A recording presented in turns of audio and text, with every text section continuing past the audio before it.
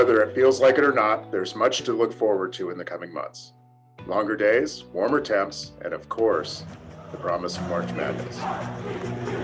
It's good to remember the brighter days ahead as we struggle with many of the same challenges that have plagued us, no pun intended, for months now. The Omicron variant is disrupting our daily lives and making us question whether the pandemic will end. Workers are still hard to find, supplies and goods remain elusive, throwing inflation and the potential for international conflict, and there's much to keep us up at night. But here in the Inland Northwest, we aren't afraid of a little adversity. We're nothing if not resilient, resourceful, and perseverant. At the Journal of Business, we endeavor to keep you, our readers, informed about what's happening in our community. Our staff is dedicated to providing you with objective information on news and trends, with the goal of helping you be more successful on your chosen path. It's time to go beyond the sound bites. It's time for more depth than 140 characters can provide. It's time for elevating the conversation. Good afternoon and welcome to Elevating the Conversation. My name is Paul Reed and I'm honored to serve as publisher of the Journal of Business. I'm also honored that each month so many of you choose to join us for an afternoon great discussion about what's going on in our community. You know, we launched the series about a year ago for that reason, because you asked us for a venue at which we can have important conversations about what's going on. We had a great first year of Elevating the Conversation last year, including such guests as Stephanie Curran, Frank Velezquez, Keonta Duncan, Jim Frank, Steve Scranton, Christine Johnson, Shelley O'Quinn, Larry Crowder, and a few more, covering topics ranging from the pandemic to DEI to housing shortages and many more. And we have a great lineup scheduled for you for this year in 2022. Go to SpokaneJournal.com/events for a full list. We definitely hope you join us. Next month, for instance, we have Michael Sensky of Pearson Packaging Systems talking about supply chain issues. But today, I'm very pleased to have with us Bryan Fix, Chief Human Resources Officer for Washington and Montana at Providence Healthcare, for a discussion about talent acquisition in a post-pandemic world. This is an issue impacting virtually every employer and has become a significant hurdle for economic development, not just here, but nationally. This should be a very compelling discussion. But before we get to that, I want to thank Numerica Credit Union for sponsoring this month's Elevating the Conversation. We don't get to do these things without some great community partners, and Numerica is a true gem in our community. We're happy to have with us today Kelly Ferguson, Chief Administrative Officer at Numerica, to say a few words. Welcome, Kelly.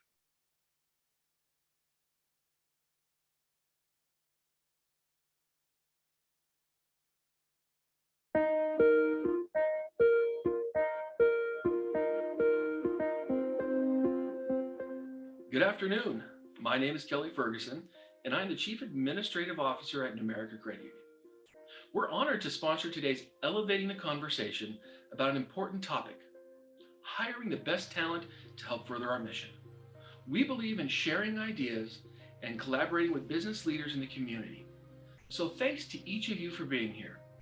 And a special thanks to the Journal of Business and our speaker today, Bryan Fix, for bringing these conversations to life.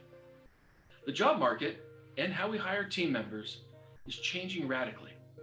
At Numerica, we found intentional communication from the beginning is key to a healthy workplace culture.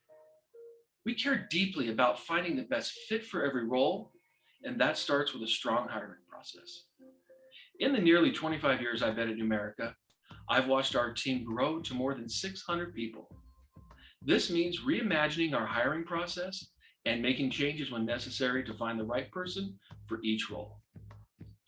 One way Numerica strives to stand out to new hires is by focusing on transparency.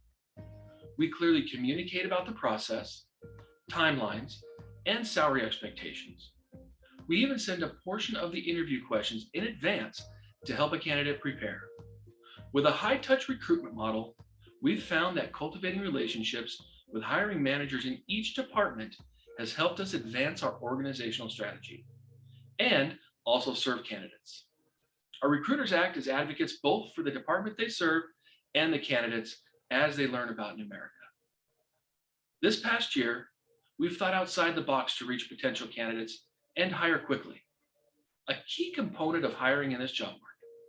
We've hosted on-site hiring fairs and boosted referral programs to increase applicants and opportunities to connect with potential candidates.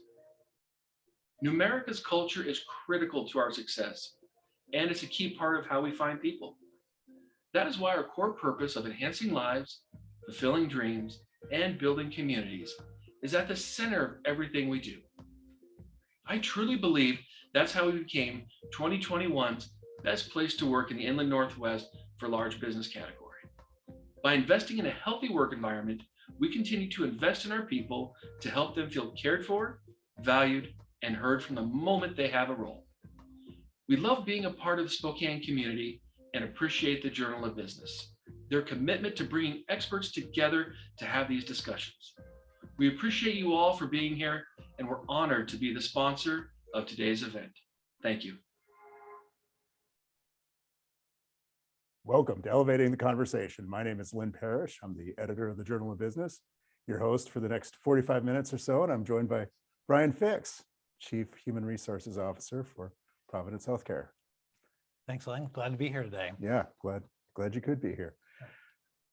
You know, before we get into some of the bigger issues, you're the Chief Human Resources Officer for the second largest employer in Spokane County. And if you broaden that circle a little bit more, probably the largest employer in our region.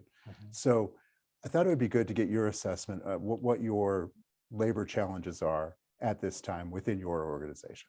Yeah, well, thanks for having us here to talk about this today. In healthcare, we have a pretty big footprint here in Spokane. We have somewhere in the neighborhood of 10,000 caregivers, 8,000 directly involved in delivering care here in Spokane. And at any given time during this pandemic, we've had upwards and over 1,000 open jobs at a time. Wow. That's just in Spokane. Point in time. Yeah, point in time. So that is new and unique to us. We certainly had, before the pandemic in 2019, a lot of jobs that we were hiring for with growth in the market, with, Spokane really taken off. This last year with people moving to the area, Sure. with the effects of the pandemic and being able to work virtually, that's also, created increased pressure because everybody's looking, for folks in Spokane. And so it's just Right. the competitive landscape's different. And what's happened, particularly in our markets and healthcare, is different than pre-pandemic. And so the challenges are big, not Right. small, and they require us to do things different today. Sure. Yeah.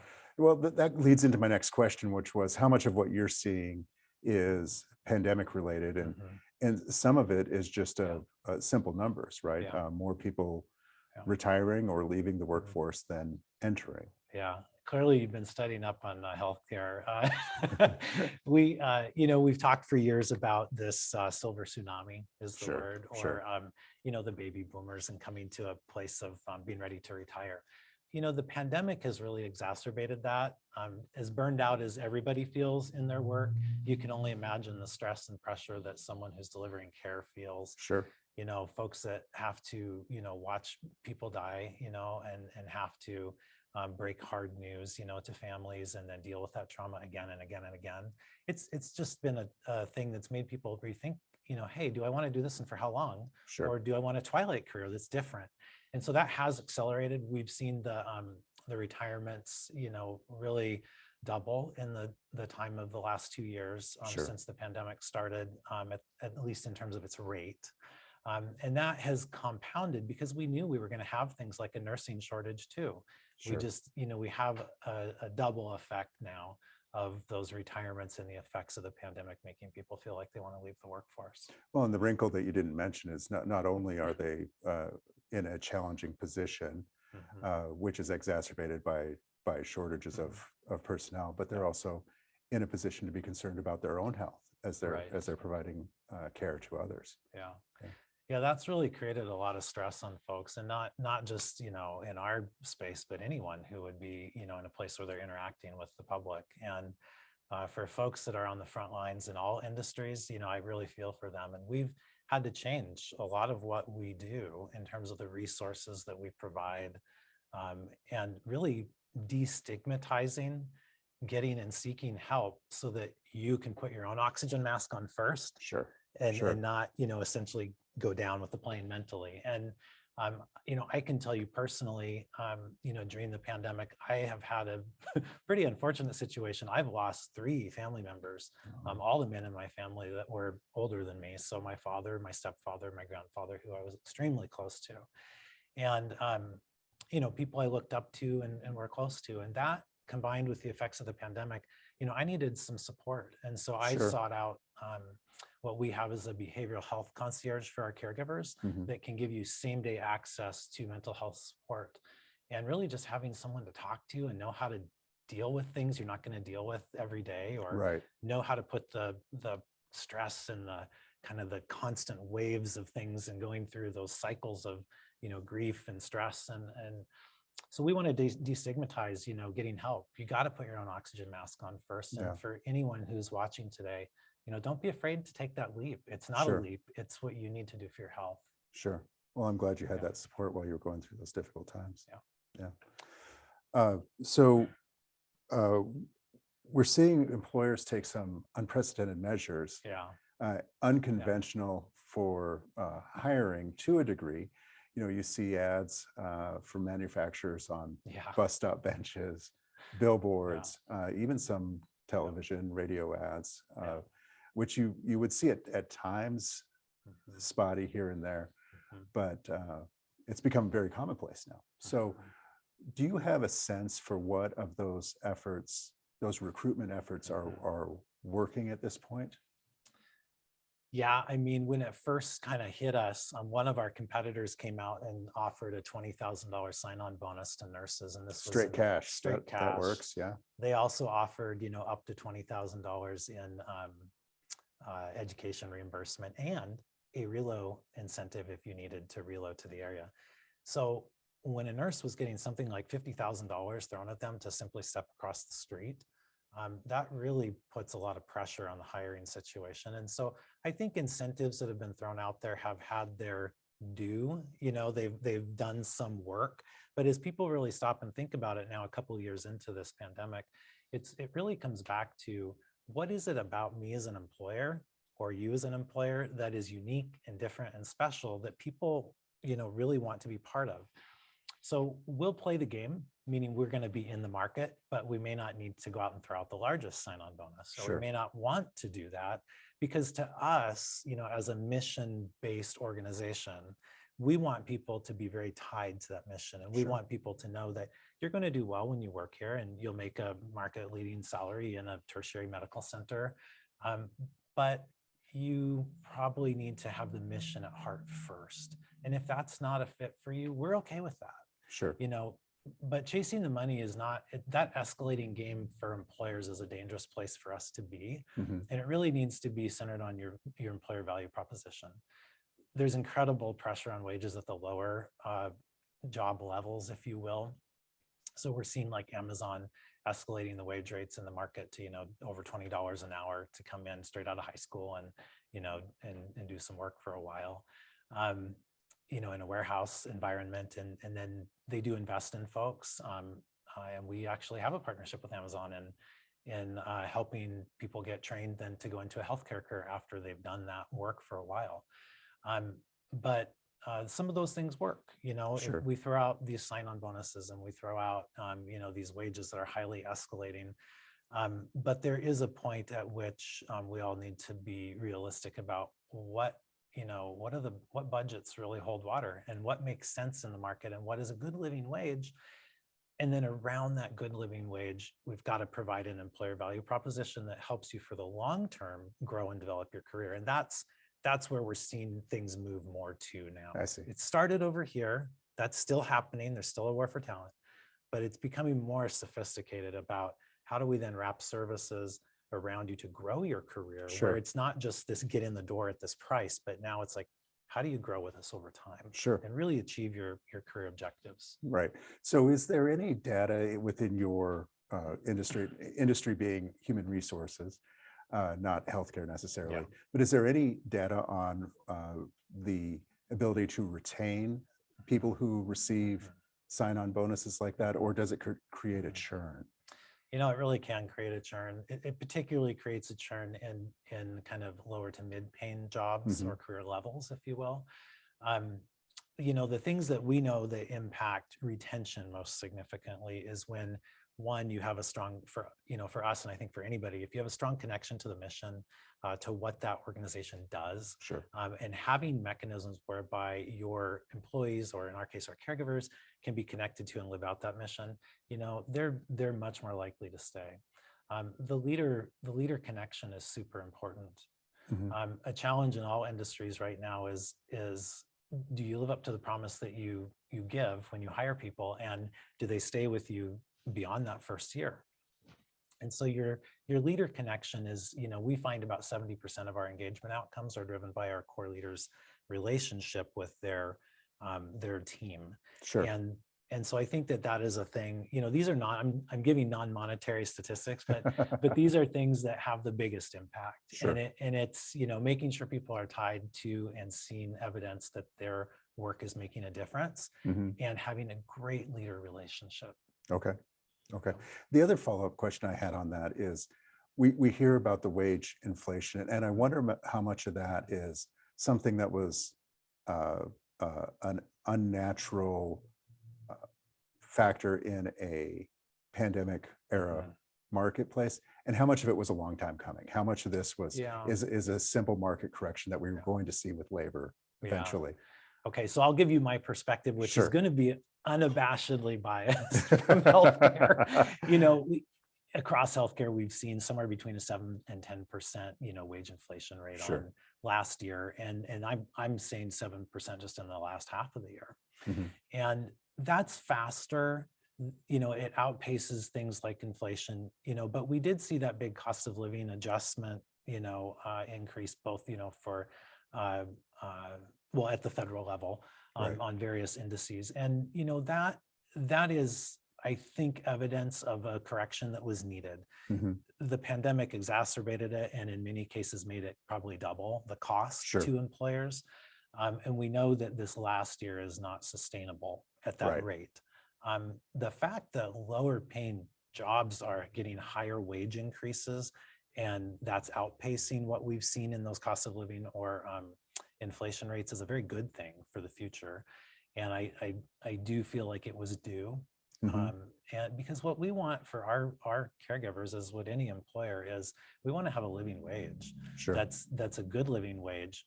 And when you come in at the entry level, we also don't want you to be stuck there. We want you to grow. Right. Right. We want you to have motivation to grow with us, and we'll provide for you the ability to do that. Sure. Real quick, before we go any further, I want to remind everybody that we'll be taking your questions. There's a question and answer feature where you can type them in. Please do so. And once Bryan and I finish our conversation, we'll pin them down with some of your questions. All right. So I wanted to talk to you a little bit about turnover in leadership positions as well, because a lot of what we talk about when we talk about workforce is either entry level, mid-level, that sort of thing. But we're seeing a lot of turnover in leadership across many industries in our region. Not just healthcare, but we've also seen some in education, construction. We've two large employers in as many days have announced leadership transitions this week. So what are you seeing along those lines? And is that pandemic related at all? I think that there are some folks who've reached out to me in the last couple of weeks, honestly, that have been in leadership changes, and they're kind of just wanting someone to talk to about what comes next and how do I navigate this and where might I go. I think those ones, with those senior leadership positions are pandemic related, and I think it's being in the spotlight and having to carry the pressure of the situation, and really, people want answers, and it's fair to ask leaders to have good answers and to be changing the way in which we operate to meet the situation and to create a better future. And some people have just said, I've been hard on for 2 years and I need a break. And I think that's what you're seeing at the senior levels. When we look across the levels in our organization though, and I'm talking about a couple states here and, probably 20,000 caregivers or so. We do see across all the levels that the turnover rates have, they've doubled throughout the pandemic. And, we used to be at a fairly low turnover rate and really routinely beat the market averages on that. Sure. But those things being significant these days creates quite a challenge, because you can only hire about as fast as your vacancy rate is being created. And you have to do things differently in the land of retention, because you can't hire your way out of it in this market. Right. And I don't think anybody's going to hire their way out of it. I think it's a key of, do you have the right people that are there to grow with you and are committed to your work and your mission? Are they getting the goodness back from that work so that they feel, energized by what their challenge is? And are they getting breaks, during this COVID time, to get some downtime and away from the tour of duty, so to speak? Sure. And I think those things will really, really help, but you got to focus on retention right now. Sure. One of the things that we've seen in a couple of other industries is the struggle to get workers is such that when you bring in diversity, equity, and inclusion, we've had a couple of industries say, listen, we just need people who can do the job. That's first. So I'm wondering, where does DEI fit in with your efforts at this time? Yeah. So, DEI has to be for it to be done in a way that's meaningful and makes an impact on your community, and really serves the community in the appropriate way as an employer. It's got to be part of your DNA. It can't just be something that's important to you now because it's in the news, or because we've had a crisis, at the national level, or you want to have a different look and feel to match a certain demographic. It's really got to be who you are and what you do. So for us, we've operated for a long time as a mission-based organization with these things at our core. A part of our mission is to serve the poor and vulnerable. Do we always do that in the right way? And I think the answer in some cases has been no. And so the key is, are you willing to hold up a mirror? Are you willing to ask the hard questions?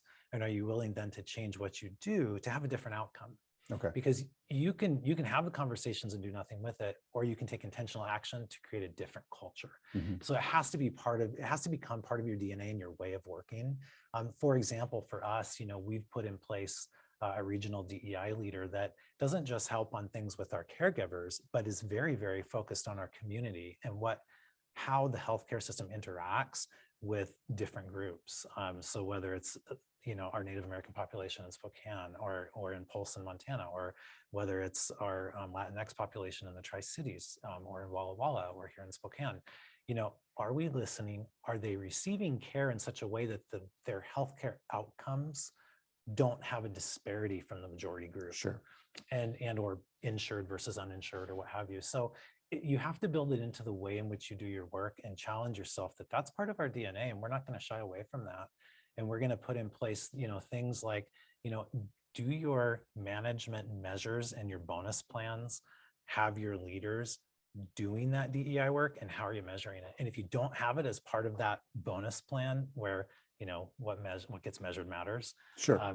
Then you might want to think about that. Sure. And those are the steps we've taken. We've taken some very aggressive steps in that way. That's a great answer. That's a great answer. So I wanted to ask you about your profession in general. So perhaps this is outdated, but the way I've always thought of HR is more of a gatekeeper, whereas it's a much more proactive role now. Is that perception correct? And how has it changed in recent years?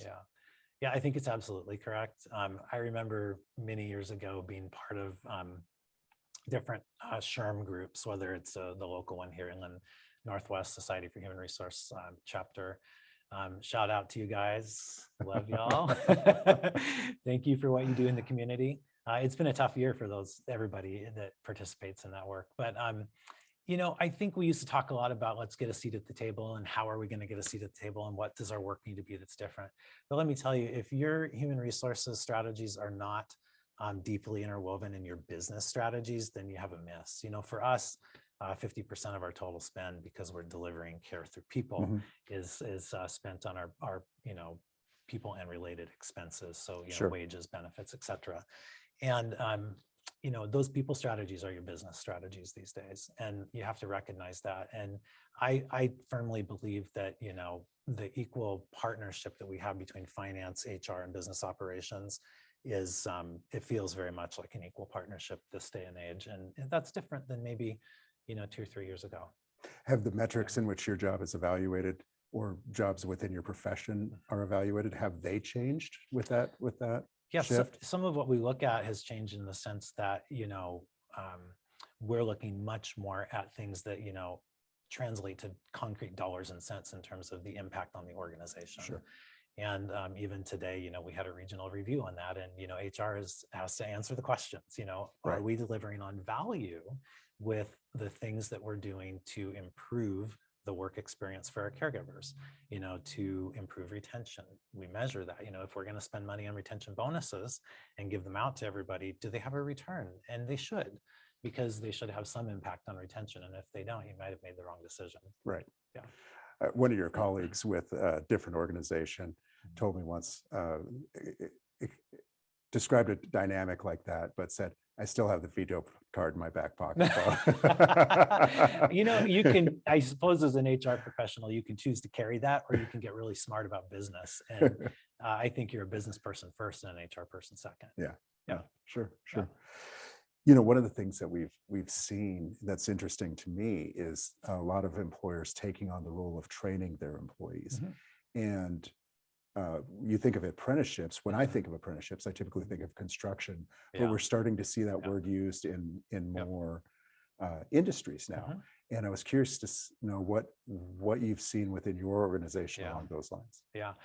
So this is like my favorite part of my work. I love this part, because here's why I like it. So as a mission-based organization, I get the opportunity to go out in the community and build partnerships with our education partners and with different communities that really can reduce barriers to getting healthcare and career. And so folks who may not have seen themselves as having efficacy of going to college, or having a career in healthcare, or even knowing that there's a pathway there for them, we're able to bring those to them and then give them a growth path that can take them as far as they want to go through these kinds of opportunities. So in the past, 3 or 4 years, we've implemented things like an MA apprentice program. That apprentice program, we pull students directly out of high school and into these apprentice programs. And MA stands for? Oh, I'm sorry, medical assistant apprentice. So these are the folks that work in the clinics with the docs, and they're your person that you see first. They work you up as a patient. They take your blood pressure. Take your blood pressure. They may give you immunizations, those kinds of things. And they're just really the glue that helps a clinic run. And a provider that has a big panel, and can bring in more patients to be seen, needs a couple good MAs to help them run that clinic. And so we're always looking for these folks. So we built a program a couple of years ago, and we had an external partner with Washington Community Health Network, and they basically provide an educator, but we go out and build cohorts. And so we bring these kids in, and these kids can basically come from any background. We love to work with District 81 with the New Tech School. So shout out to Carrie Duffy. You guys do amazing work. Spokane Valley Tech, we've been working with them. We've been working with other school districts. Meade, we've got some new things we're doing there, and we're really excited about those, because what happens is we reduce barriers. So these kids can come in directly. We pay for the education program, which is several $1,000s. So they don't have to go to a college program and spend, $6,000-7,000 to get through that 1 year of training. They can do it with us. They can work on the job. They can earn while they learn. And that's really important, because now they start to stand on their own, and they can, move out from whatever family or parent situation they're in and stand on their own as a professional. And that job grows with them. And that's just one example. We run several cohorts a year for that one. And we place them in various clinics that they get to learn in with a preceptor. So this is a wraparound experience, to earn while you learn, to reduce a barrier to education, and to give people a career path that they never have to step off of, because you can go directly from there once you finish that program, and you can get with us, $5,250 a year towards an education program.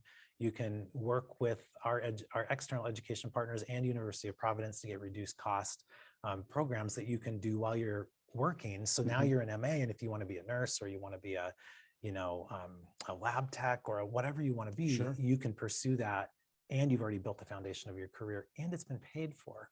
All you have to do, it's kind of like the Providence bill for healthcare. It's not the GI Bill. You don't have to get shot at. You can come here and you can be part of a great family and serve your community. So we really love these programs. We built a new one at Sacred Heart that is a acute, so a hospital-based training program for nursing assistants. We have 2 teachers that run 2 cohorts of 10 on continuous cycles.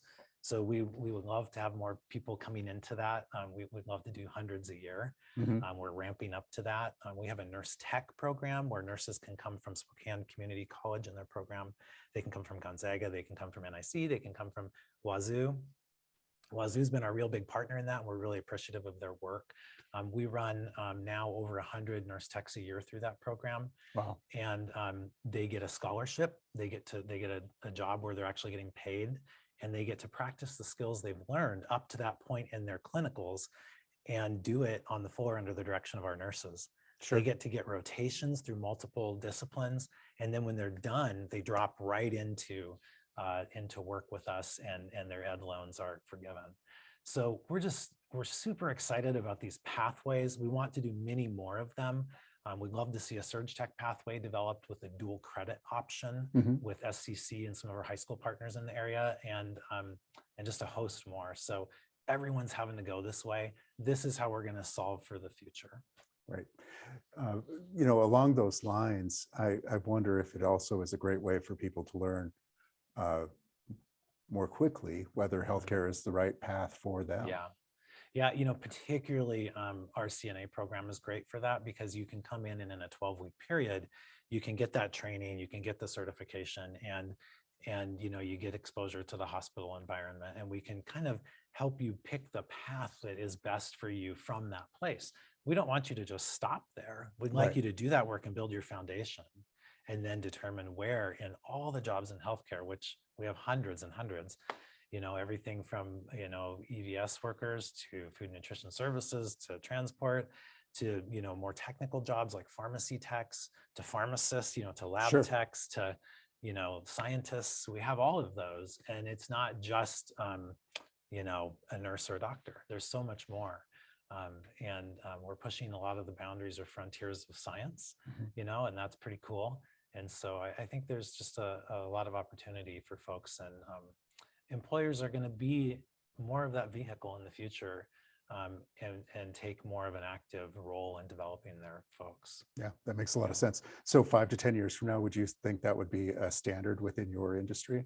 Absolutely. It's already becoming a standard very rapidly. Like I said, we've been on the path for a while, but now what we're talking about is blowing this up across 7 Western states and 140,000 employees.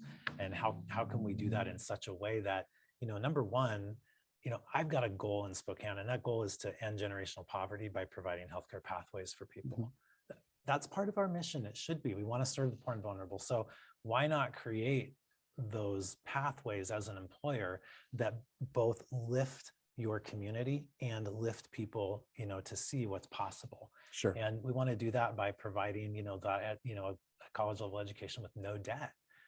Why not do that and take a couple years more to get there and come out ahead than if you would have gone a different pathway? Sure. Yeah. I have 2 more questions, and then I want to get to your questions. First, as I was picturing us having this conversation, I was just imagining someone who's struggling to find a job, listening to it and saying, yeah, that all sounds really good, but I'm not, it's not out there for me. What advice would you have for someone who is struggling to find employment in this market? Well, I'd say talk to someone at the companies that you think would be of interest to you. If there's a construction company and you want to do construction work, go talk to some folks that work there. Use the network that's out there. We pay our employees now a pretty significant caregiver referral bonus to make connections in the community, and I'm sure they'd be happy to talk to you. So sometimes it's daunting to apply to these online systems, and other people get considered and those jobs get shut down real quick, and then it's just a rolling mill of how things are managed online. But personal connections never go out of style. And we're finding that what's old is new again, and we're doing a lot of in-person events, even during COVID. We're these LinkedIn online events where you can go when you get in there and you see the link, or on Indeed, they do it as well. And they have hosted, if you qualify for that job, you can sign up for an interview and talk to someone. You got to have a conversation with folks, about things. And I will tell you that, with 1,000 open jobs in Spokane, we're pretty willing to talk to you. And it's finding a way to have that conversation one way or another. Sure. And nothing beats interpersonal, Yeah. And then the last question I had was more of a broad question, but all things considered, with the current labor shortage, what's on your wish list? What is something that you would like to see happen either in the education system or within your industry to improve the process or situation? Yeah, I think you're reading my mind. Well, it takes a village to grow up folks into careers that have a technical aspect, or a lot of training involved in it. Sure. And not all jobs require a lot of detailed training right away. So I think that the ecosystem around us has to evolve. We've had many, many years of high schools and parents pushing kids to go to college straight away. Right. And, we saw the popularity of the gap years coming up over the last kind of decade, and more people doing that and taking a break and trying to figure out, well, if I'm going to make this investment in college, where should I make it? I will tell you that is not the right path for everybody. Right. Many years ago, I had an opportunity to work in the solar industry, and I worked for a company that was a German-based parent. It was stock of the decade in Germany, and they did very, very well. We grew North America's largest solar manufacturing plant.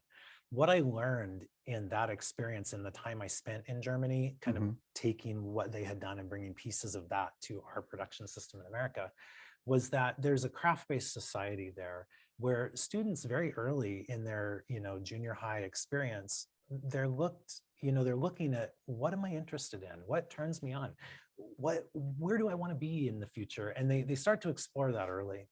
And I think our education system, it's doing a good job of now starting to recognize that and move towards, career connected training, but we need to accelerate that. And we need to take away the stigma of, not going to college right away doesn't mean that you're a failure. That's exactly the opposite in many cases. No. Like I said, I can show pathways where we can help students get to a debt-free, BS or master's level degree, and a easily 6-figure paying job in, that 5 to 7, maybe, right in that 5 to 7 year time frame. And is it better to have gone to school for 4 years and collected a bunch of debt and then spent another year in clinicals and, lived without money? I don't know that it is. And so I would encourage our education system to really think about, how can we do more dual credit programs with kids that are in high school? Because, hey, when they're done with high school, they're smart and they're ready. They just need to transition into practice and learn the clinicals. So that's what we're looking for more of. Interesting. Yeah. Interesting. Is it too late for me to have a gap year, Paul? Or Well, yes, it is. Do we have any questions yet? We do. From Lori Hafner, her question is, do you believe there is an imbalance with recruiting efforts versus retention efforts? It seems as quickly as we hire, we also see an exit. What unique approach is Providence taking to address this? Yeah. Thanks for the question, Lori. I think we're looking at all approaches and what we might have said would have been out of bounds before, we would be considering this day and age, because things are different now. And, we have made some really significant strides in what I would call our, hiring ability and our learnings throughout the pandemic. But retention is a challenge because people are burned out. And so I think it really comes down to, what are you doing to support your employees in a way that lets them know that you care about them as a whole person, and that does basic things. Does your leader go sit down with them and say, man, you've been working really hard and this has been stressful. You need more time away this month. How can I help you get a 3-day weekend in the next couple of weeks? I want to protect that time for you. I don't know if people really appreciate how far that goes to have that relationship and be deeply connected to someone's health. And so I think it's more resources and more time spent around the relationship and around ensuring that people are, kept whole as a person with the stress of what our workplaces look like today. Our second question is from Diane Gibson. As we know, mission, vision, and values connect to strategy. With the ever-evolving people component, how does Providence keep employees educated and connected with the business strategy at an emotional level? There's a fantastic, That's a great question. question. I think that would be a great question for any company and any senior leader that has to set that strategy. For us, we try to do regular things, by keeping the communication cadence clear. And so, every week we have a communication that goes out to all caregivers. It's an online communication with links to much more detailed information so that you can get that detailed information. And so, I think one way is, depending on how your employees do their work and if they have time to make those connections with you, you can do that by pushing information like that. But you also need to do it by having interactive communications. And so for me, I see that in a couple of different ways. Town halls are one that are good because you can have a virtual town hall this day and age. You can, get people to have interactive questions. You can talk about the hot items, and then you can record it for folks who maybe aren't there on that shift or available to do that.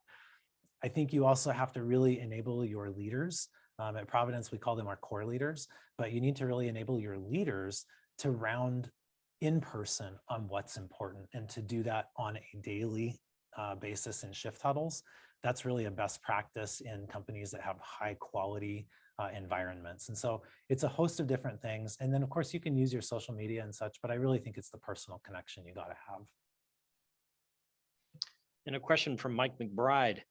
Has the reliance on travel nurses caused any strife as they are commanding astronomical wage levels right now? Oh boy, yes. I'm not going to have a long answer for that one because it's yes. The strife it's caused us is younger nurses who are coming out from college and or have a little bit of experience at your place of employment, leaving to go take these high-paying travel jobs because they have the energy and the stamina, and they know they're not going to do it for a long time. Maybe they don't have a family that they have to watch after yet, and so it's created churn that we didn't see before the pandemic, and that churn is problematic. I would love for us to get out of the pandemic mode and to be able to reduce the number of travelers intentionally, so that we're creating relationship and opportunity for people to settle into a home and deliver care in a community that they're deeply connected to. I think that's where good care happens and where value happens for an employee that can develop their competencies over time. Bryan, could you, just in case someone doesn't know, explain the dynamic of the travel nurse? Yeah. So just very briefly, a travel nurse is someone who it's usually a specialty, but not always. And they're augmenting your local workforce, but doing it at a premium through an agency. As COVID has gone through its various waves, specialty nurses and nurses helping in ICUs and EDs and in ORs have become very, very valuable. And they're oftentimes receiving as much as 3 times the pay of a floor nurse. And so that people who are committed and stayed with their community. And so that I understand the reasons it exists. And I understand the crisis and the money that people want to make for a period during that time. But it does create a lot of strife, and it's not the reliance we want. Some of them give very, very good care, and that's not a statement of that. But it's more of a statement of what's sustainable and what's best for our communities. And it's not a heavy reliance on travel nursing. Yeah. And from Michelle Armstrong, and you may have touched on this before, but I'll let you answer in case you want to expand. Do you see novel partnerships forming between healthcare entities to help optimize the deployment of services since there are labor pressures? Yes, and I would actually like to see more of them. I think that's an important element of what is emerging. So let's say I may have pioneered a program that I feel strongly about that delivers a lot of value back to us. Do I want to give it up to a competitor? I would have said no a year ago.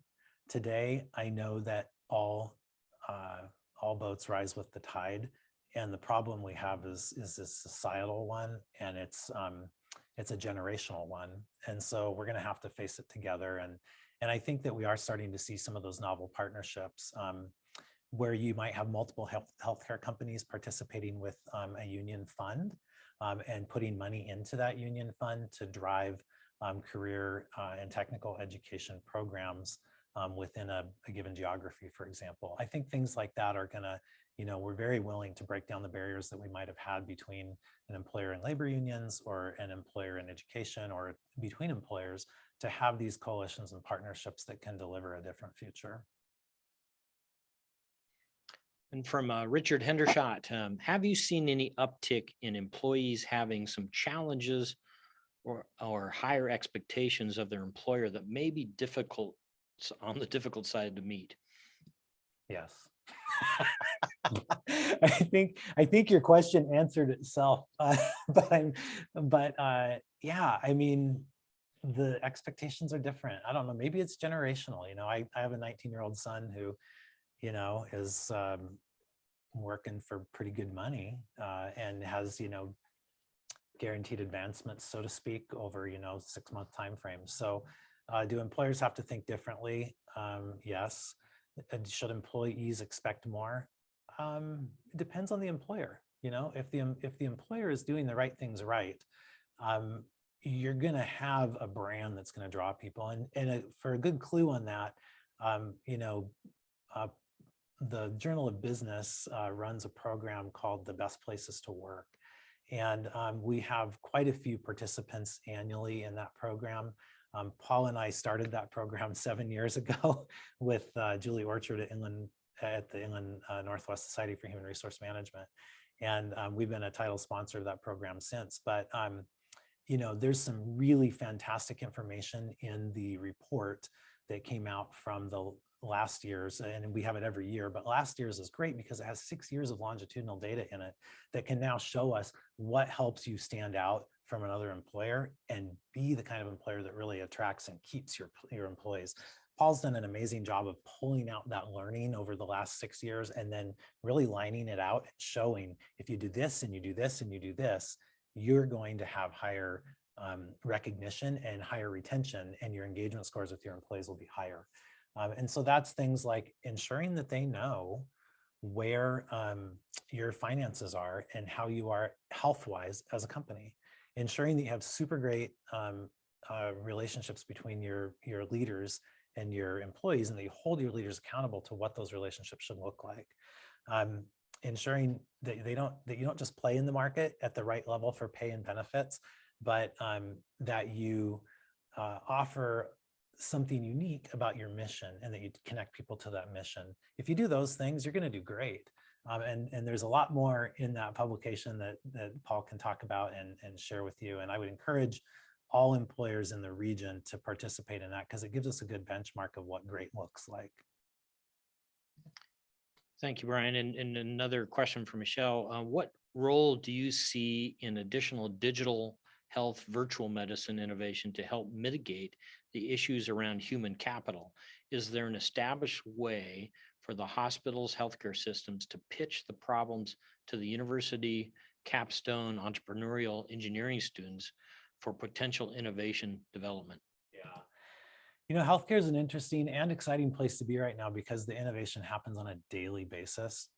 I was reading a report from the American Hospital Association a couple of days ago, and we found that during the pandemic, fully 40% of providers at various levels and nurses saw a patient via a telemedicine visit.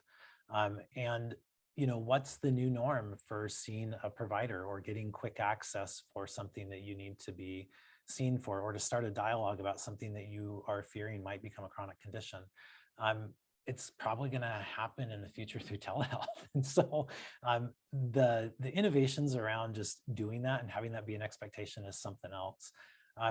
Years ago, I used to work in a high-tech company that made the world's leading electron optics. And we had things like transmission electron microscopes and electron microscopes and things like that. And we see that in our hospitals now, really looking at things like cancer, early identification of cancer. And so the innovations are rapid, the things that providers can do diagnostically from a remote setting and things like controlling a pacemaker, for example, and doing a diagnostic visit with you remotely and through your iPhone. That's just accelerating like you wouldn't believe. And yes, I don't know if I've fully answered your question, Michelle, but the innovation is daily. And I think for all people that want to play in any progressive industry right now, you've got to be a lifelong learner, and you've got to hire employees that desire learning and growth as part of their motivation if you want to succeed. And one last question from someone who I think you know, Matt Allure. Hey, Bryan, Matt Allure here. Maybe share with everyone your perceptions about what is beyond the great, I think, resignation. Is it just the pandemic, or is there something larger in play? Your thoughts? Well, Matt's good peeps, and he's a good partner in the healthcare community. It's good to hear from you, Matt. Thanks for the question. I'd actually like to hear your answer, because sometimes I like to hear what you have to say, because I think you're pretty insightful and you have a different healthcare system that you're supporting.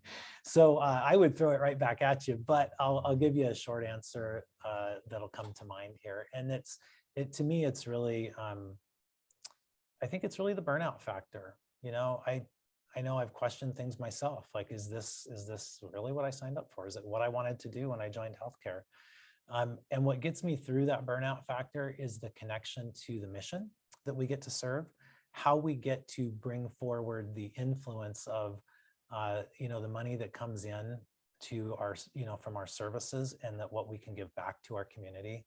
That is what sustains me. And then being able to use that to build programs to further community members in particular, bringing them back and inviting them to a healthcare career where they can serve a mission. And so, Matt, I'll just tell you right now, we're looking to do a lot more in that space, and would love to pick up on improving our partnership in that. And it's just a fantastic question. They're all fantastic questions. Yeah. I think that was the best group of questions we've ever had. Gonna have just let the audience replace me here pretty quick. So. Well, thank you all for joining us today. Great start to the year for our Elevating the Conversation. Thank you to Numerica Credit Union for sponsoring today. And please join us next month when we'll be talking with Michael Sensky about supply chain issues, which also aren't going away anytime soon. It doesn't appear. Have a great night, and we'll see you soon. Thank you.